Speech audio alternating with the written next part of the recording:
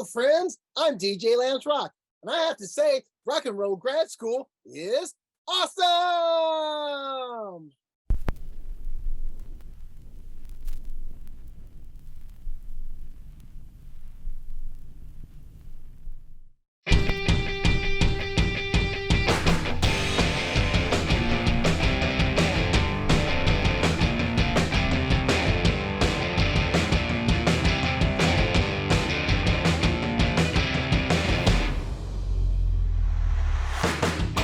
This is Rock and Roll Grad School with your hosts, Heidi Hedquist and Luke Poling, Yankee Hotel Podcast. Hello, kiddies. We are going to have a real good time together. We are talking with, I always say ad extraordinaire to people's names, which perhaps dilutes the use of the word extraordinaire, but in this case, it is truly applicable. We are talking with David Z, producer, songwriter, musician extraordinaire. And I feel like he's one of those people that you can guarantee to anybody you have heard his work. Yeah. From playing with Lips Inc. Is that how you say it, or is it Incorporated? Or are they an LLC? I don't know. Well, they're definitely Lips, DBA. that'd be terrible. Yeah. So Funky Town to Fine Young Cannibals, the whole record, but She Drives Me Crazy, Good Thing. Thing's my favorite. Oh, it's so good. To Big Head Todd and the Monsters, which is probably playing at a CVS right now this minute. I mean, yes. And Bittersweet Surrender is one of those songs that we're just like, okay, I'll allow it. Like, it's worth so. And we tell you all of that, and we skip one other person who is very important to this whole story. Yes, and very important to us. Yes, that would be Prince Rogers. Oh, you weren't going to let it be a surprise? Who? Or are you going to let the song surprise? Oh, sorry. One other person, very important to the story. You'll find out later. Now, I don't know if you saw this. So Talking Heads, and I saw it on a friend of the show, Chris Franz's Facebook page. Yes.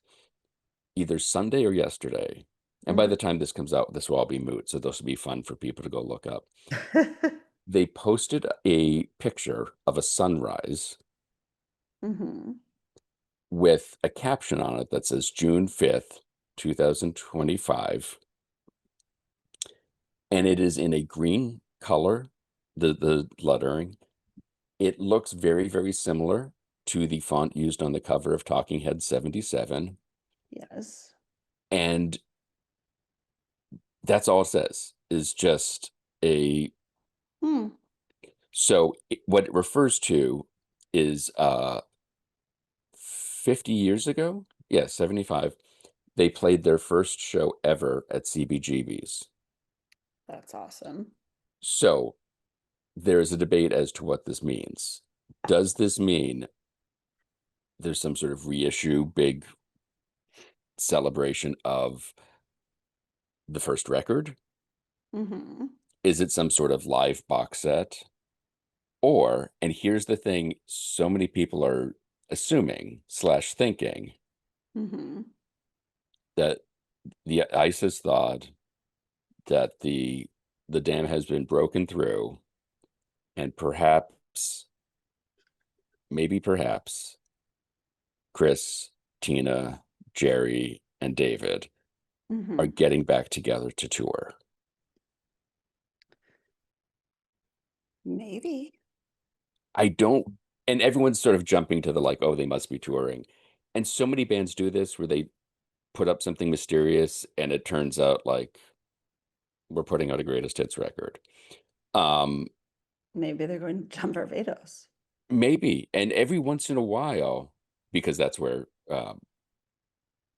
CBGB's, that is now taking the place of CBGB's. Yes. I don't know. I don't want to get my hopes too up, because that would be insane. It'd be cool, though. It would be amazing. Reasons. I mean, in many ways, just a new version, but the 77 album would be lovely. All of them would be lovely. And I don't know what extra material exists. Maybe there's a tape of that CB show or other early Talking Head shows. Because I feel like they don't have a ton of live stuff out there. There's the name of this band is Talking Heads record. Mhm. And then of And course there's Stop Making Sense. But that's it, I believe. I know there's some really yeah, good bootlegs out there, but I think those are the only two officially released. yeah. But one's mind can't help but go to being in the same room with the four of them Hmm.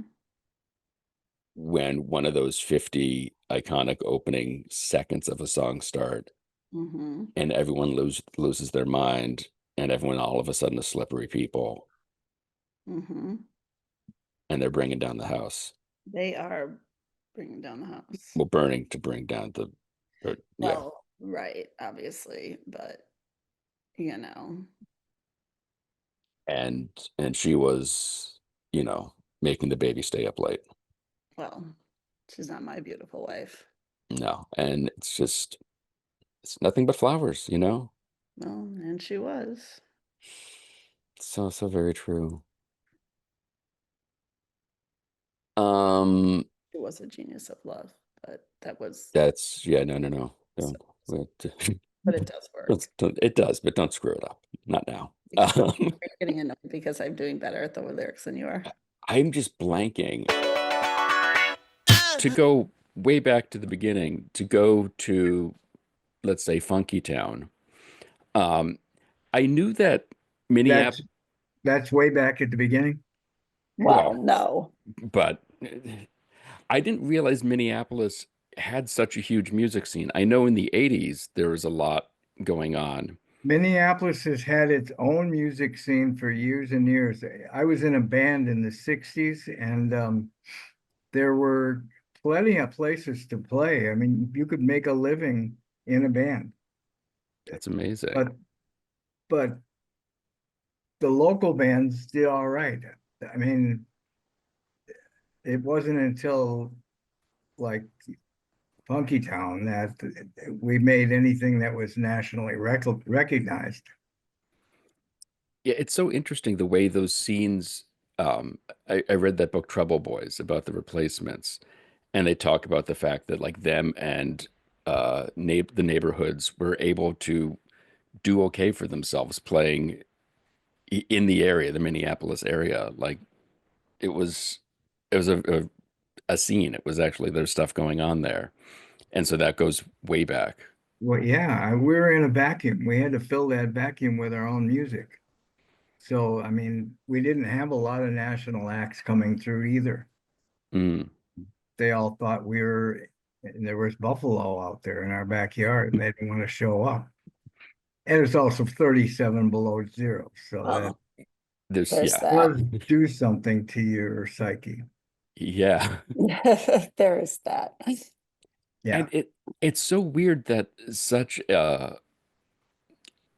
funk and pop of all the genres, again, it doesn't feel like that would be the Minneapolis sound, but that is so much the Minneapolis sound. Well, I think that's because that was the first style to break through. I was very active in black music and dance music and everything way back when. And I mean, way back before Prince was even growing up. Hmm. But I guess you could. It was the only one that R&B was the only stuff that broke out from there. Hmm. I mean, if polka music could have broke out, there was a lot of that there too. But that wasn't something that anyone wanted to get involved in. But um, there is a lot of styles there. It's a very diverse place for being such a microcosm of it's all by itself. Mm. There's nobody around there except for Chicago, and that's too far away. And clearly you grew up in a musical household. I know your brother, I mean, I think two of your brothers were the musicians? One's a film editor. He's doing Avatar right now. Oh, the black sheep of the family. Yeah, right. Yeah. When did you start playing? When did you kind of get interested? Well, I'm the oldest brother, and I started in folk music back in, when I was in junior high school. And I had a folk duo group like the Kingston Trio. Mhm. And then my cousin got an electric guitar, and I never recovered from that. I was in shock. That's it. I got to do that. Did So you ever contemplate not pursuing something artistic? Being from an well, artistic family, did you ever threaten to rebel against the arts? I don't know why I can't understand what. That's no one Yeah. ever can understand me. It's you're not alone. People Oh, wish they could tune me out too. Those who can. Did good you to ever know. did you ever threaten to rebel against music and the arts? Did I ever what? Threaten to rebel against it? Did you ever try to get out? Like, did you ever go, nope, we've got enough musicians and No, movie people? no. You just knew. My biggest goal was to have a hit record come out of Minneapolis, St. Paul. And we didn't have hits, any kind of bands that recorded, they just did regional hits. It wasn't, I was on the road because I wanted to make big records out of there and ones that sounded good. Say you surpassed that a few times. Yeah.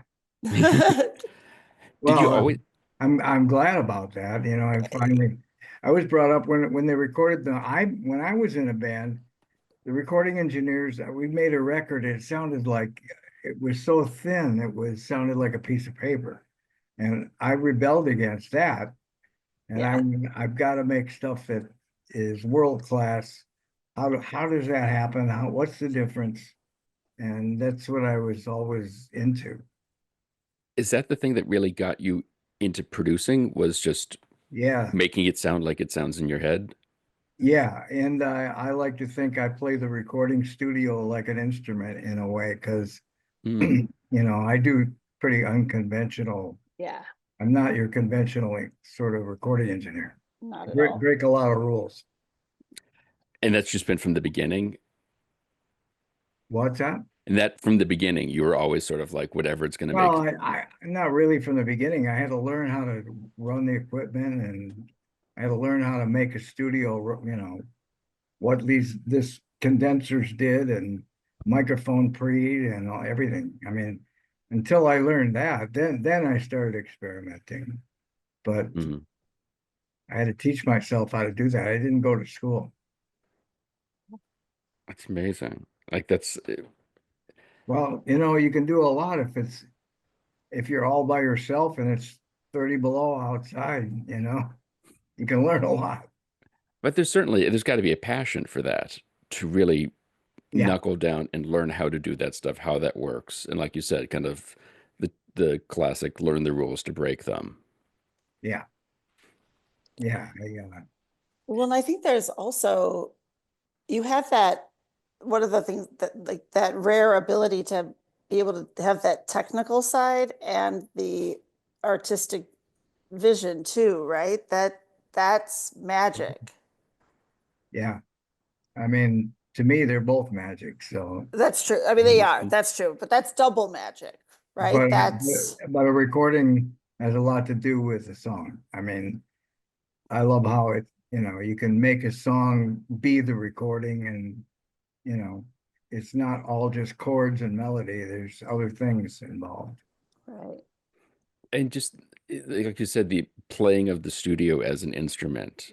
I mean, that's not something everybody thinks of. And by that, do you mean sort of placement of mics with regards to Yeah, I amps and drums and that kind of thing, or? yeah, I fucked with everything. Bleep that out. But no, I mean, yeah, there's all kinds of we used to try to be different. And when I worked with Prince, he was a big fan of that. We were trying to discuss how would we mic guitars underwater. We didn't do it, but thoughts like that. Like, what would that sound? Do you remember when you first saw him play? The first song, First time you saw him play? Prince? Yeah. Yeah, the first time I ever saw him play was he was in a group called Grand Central, and a friend of mine brought them in to record, and they were kids. They were 15, so they weren't, they hadn't developed anything yet. He could do acrobatics on the guitar, but that's acrobatics. But Right. he didn't develop his song sense right away. So there was nobody going, "Oh my God, he's the next thing." Nobody knew that. We Mhm. we just you know, that's the first time I saw him. And then later on, when he came to me by himself, uh, he had all these songs on a cassette machine that he would dictate the piano part, he'd sing hum the drum part, and he'd just play it back, do one instrument, then he played back another one. The piano part, he played, do that first, do this guitar second. And it was amazing. We built tracks from the bottom up. And so that was this collaboration between the two of you and assembling those songs and putting some of them Yeah. together. Was that for you, that first record? Or was For this you? before? Yeah, I worked on that for you. Right. That was his first label record. Hmm. And we had done demos that got him the people at Warner Brothers interested. So they knew he was good. Um, but they also wanted they wanted somebody else to produce them and all kinds of stuff. And he was strong. He didn't want that. He said, What "I was he? got my own team." Yeah, what was he like as a collaborator, especially in the studio? He just knew what he was going to do in a way of collaboration. I mean, if he liked something, yeah, he would incorporate it, but there was not a lot of back and forth exchange of ideas. It was he would just play something and that would be it. Or, you know, when I worked with him as a musician, if I programmed something, he would like that. But he pretty much did everything himself. Mm. What, as you look, I mean, you've had, I'm thinking about going through, just when we were going through your catalog of just some of the things you've done, Insane. it's insane. I mean, for anyone to even just hone it in on one thing is out of control. I mean, we just started talking even about, like, later on, even just the Fine Young Cannibals. I mean, you've been a major part of, or responsible for, or partially responsible for, some of the most iconic just sounds that we still hum to this Yeah, day. And, thank you. I like to think so. My goal is, like I said, to be different. I think a lot of the songs I've done are totally different from what they the are. what the norm was. Yeah. And no matter what group, it was a unique. I try to make it unique. So What do What? you, Oh, go I'm ahead. sorry, go ahead. What do you see in your head now? Is there something, like, in your head now that you're wanting to do next? uh yeah, there's always something in my head, but it's just tough right now, and there's not a lot of new artists that'll even listen. I mean, it's hard to find anybody with any influence is already doing something, and unfortunately the sales figures are Spotify and streaming is so rotten that nobody can really make any money anymore on that. So it's destroyed the impetus for people to be original musicians. Mhm. And there's just not much going on. If you can be happy with $16 from 2 million streams, there's not many people that can afford to do that. So, I mean, a lot of the artists love at the level they're at that I deal with, have Willard on, they have to tour to make money. Right. And there's no real record business per se. I mean, there is, but there's 5 or 6 new artists and they're all molded by the companies. And there's not enough craziness anymore. They don't know, no crazy people. That's no And fun. that sucks. Because That does suck. that's what our, that's where you find new things where you go, Right. oh, what the hell is that? You know, but there aren't people doing that. Less and less. And they used to sign 30 new acts in the 80s per year. Now they sign maybe one if they're lucky. And then everyone has to glom onto it and make it their baby. And it's pretty hard to be an independent, inventive person. Well, and one of the things I love about your story and your work, Heidi mentioned the Fine Young Cannibals. You found or made that snare drum sound for She Drives Me Crazy, correct? Yeah. What did that's what? I said just talking about the inventiveness and that collaboration and using the Yeah. studio as part of, I mean, that sound, that snare sound is so instantly recognizable and so Yeah. like you know exactly what that is. Can Yeah. you, I mean, I kind of stole it from Word Up by Cameo. They had the same, and Michael Jackson had, well, we did ours first, but um, I just wanted the snare to be, that's another one of my musical theories is if you can hear, if the snare is a really important focal point of a song. And if you can make that a unique animal in any way, I mean, you hear the first 30 seconds and you go, oh, I know who that is. Mhm. And that the drum intro is critical. So, I've done a lot of things like that where I make different sounds of, not just a drum. I mean, I take a shoebox, fill it with little rocks, and put it on top of the drum, and they'd hit it, and the shoebox would go, and you could hear it rattling, and that gave it a whole personality. That's not what It, I did with the Cannibals. That's a different. I was gonna say, how did you get that sound? What was the That sound trick to that? specifically is a sandwich of 3 sounds. There was 4 sounds. There was a snare drum on the Linn Drum 9000 Linn machine, and that after I recorded the beat, I pumped that snare out into the recording room through a little speaker sitting on another snare that was tuned, and I had the snares are real loose, so when the drum hit on the recording, it would also hit on the drum out in the room. And that I mixed in with sound of there was a drum head that like this wasn't on the drum, Mm-hmm. but it was a drum head. I hit that, and that's gated to what I call white noise. It's an involved process. White noise is just, it turned a radio to a non-station, and it just was a hiss. And I gated that to the snare drum with extreme EQ, and it came out.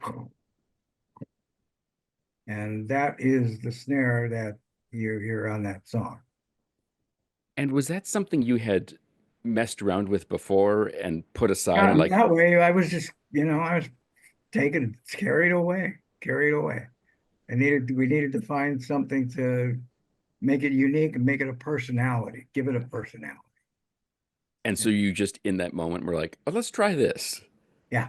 Because that's so involved. That like you said, it's 4 sounds layered. You're running. Yeah. Well, I had a theory of how I was going to do it. So there wasn't any time wasted. It was just like, let's do this and this and this, and then we'll do that. And I mean, I have gated white noise to snares before, Mm-hmm. not in that particular way, but like I said, I always try to make the drums sound like a personality.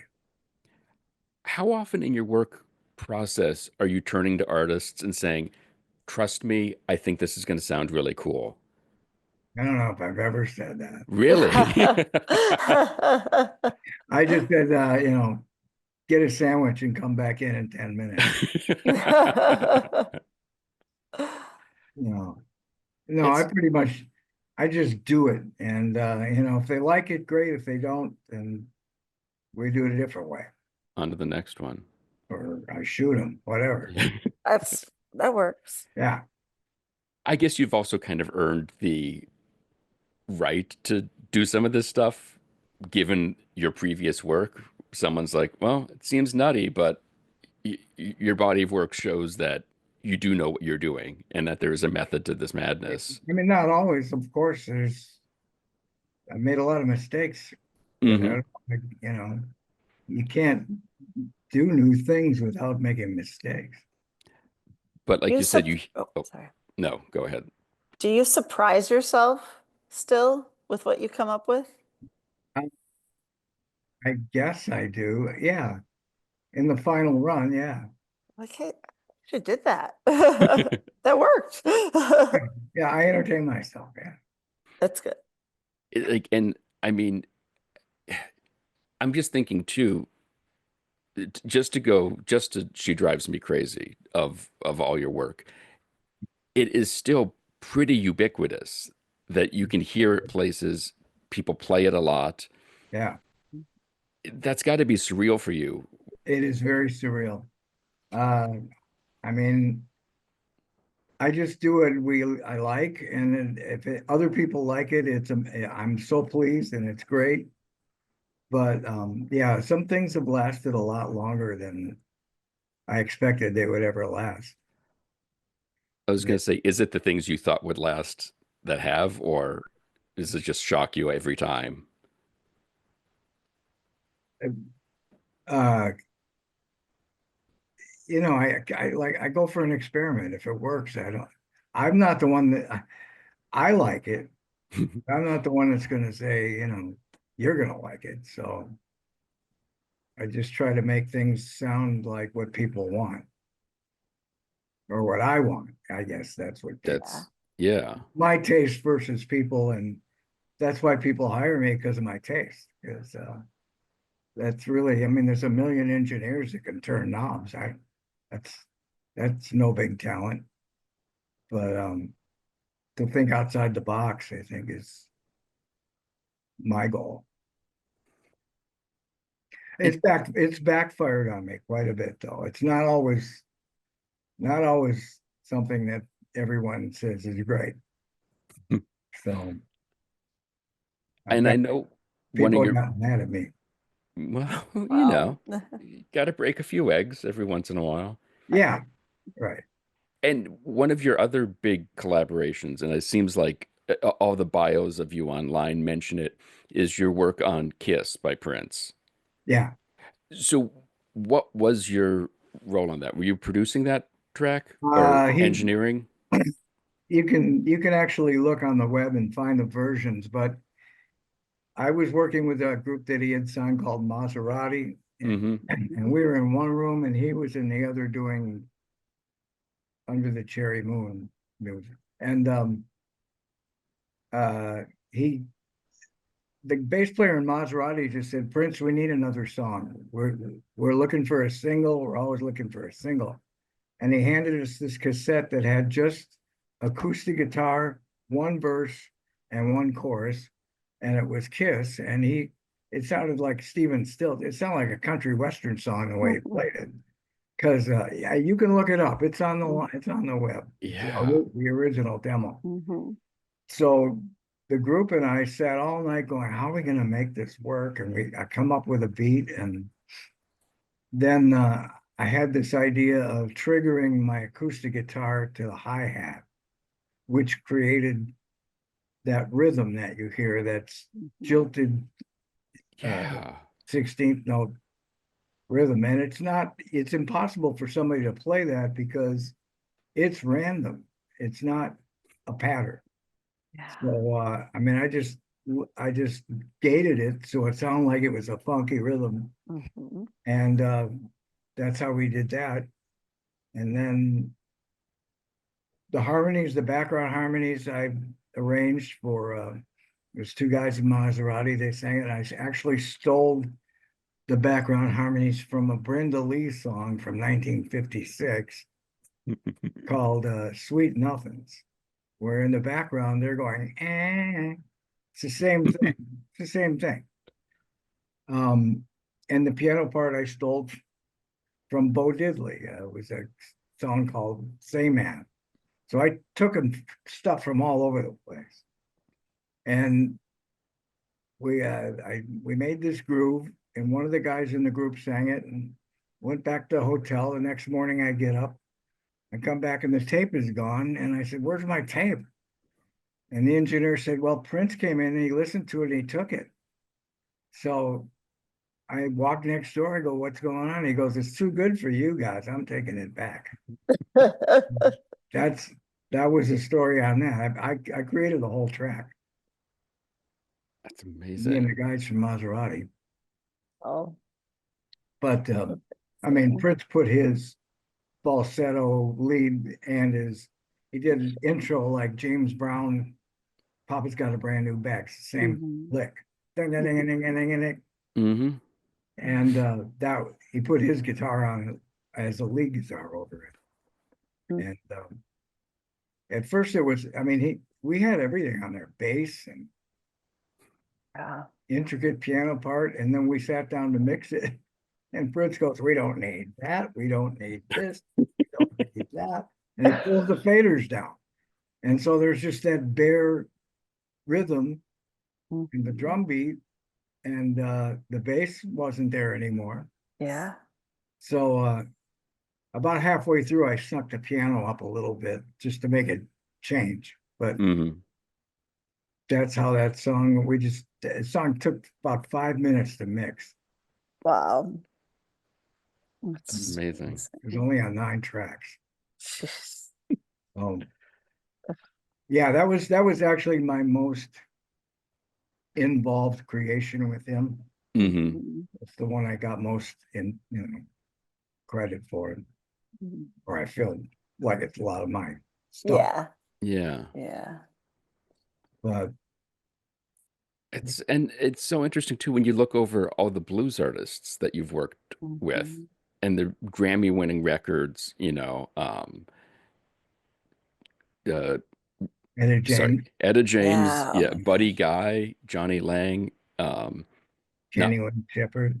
Mhm. yeah, I mean, what is Yeah. it about the blues? Is that just something Well, that you've got a connection with actually that? that happened by necessity. I got I did a group called Big Head Todd and the Monsters, and that Mm-hmm. record got real big and everyone's Mhm. really loving it.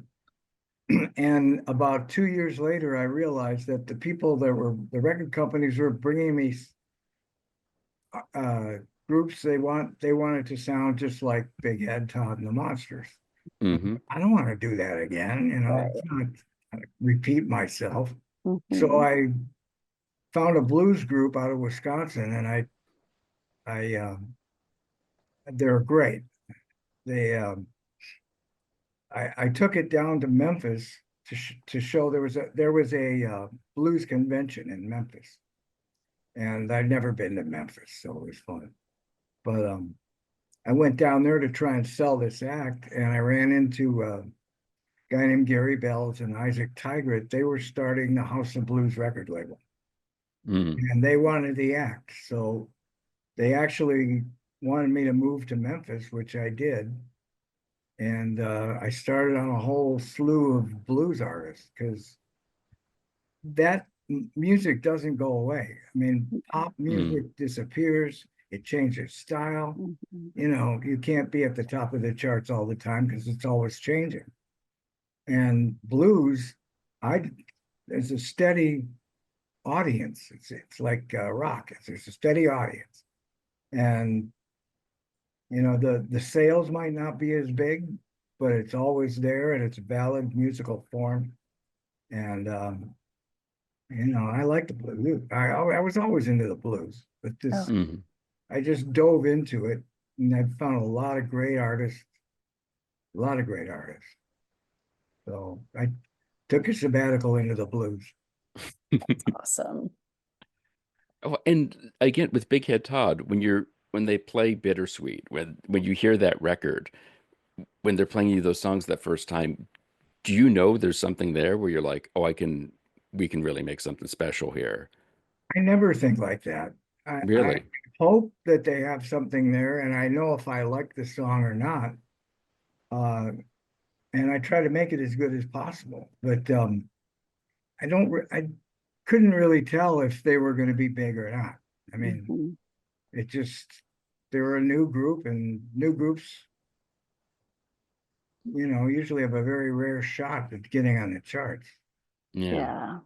Always did, always will. But during that time, it just seemed to work. And of course, Giant Records helped. Irving Azoff was really Yeah. gung ho, so that doesn't hurt. Nope, never No, does. nope, not at all. Amazing. Yeah. Um, do you still write?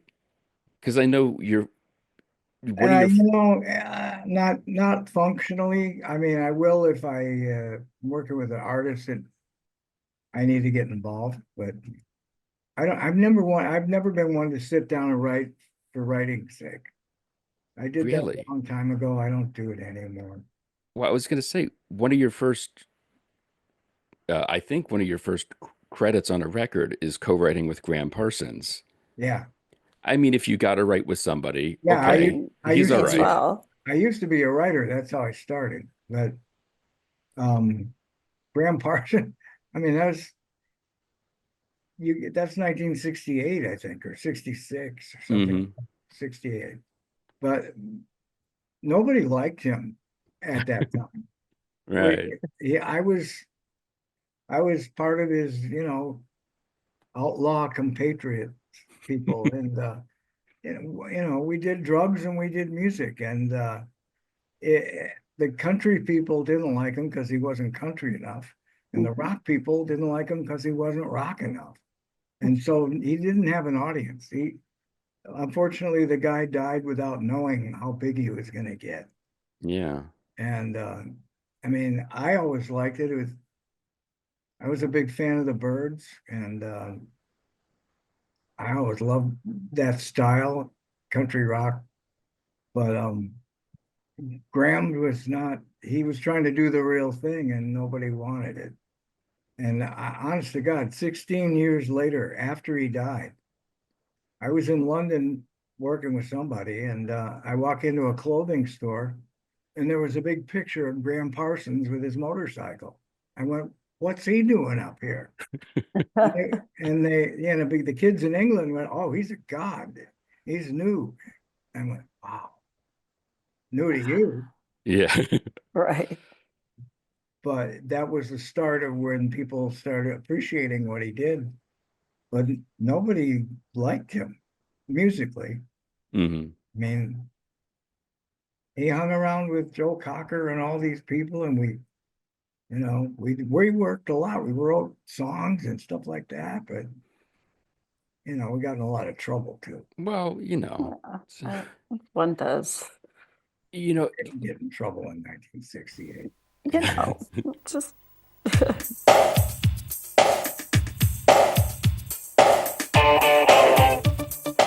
For more information on David Z, you can check out his website, davidzproducer.com.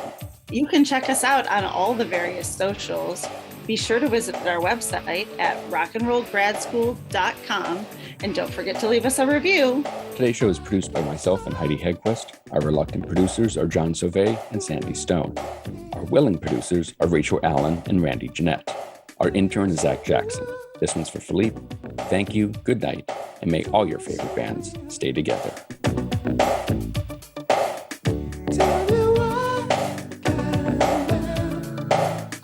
Cause we're right.